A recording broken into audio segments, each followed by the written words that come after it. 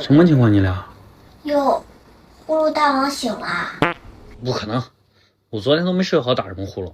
是，你没打呼噜，你就是把拖拉机开屋里了。咋的？想给我娘俩邻送走啊？哪有你说的那么夸张？你看你妈，那不挺好的吗？别提了，我妈更惨，每次你打呼噜憋气，她都起来看着你，生怕你睡没了。你别瞎说。你看都给我妈造傻了。你别笑。行，我知道了。今天我就去买个可复灰机。咋的？准备动私房钱啦？别胡说，我哪有私房钱？没有啊？没有。那床底下2000应该不是你的。你是你的。妈，坐，把身上血都撒出去。哎呦我的妈！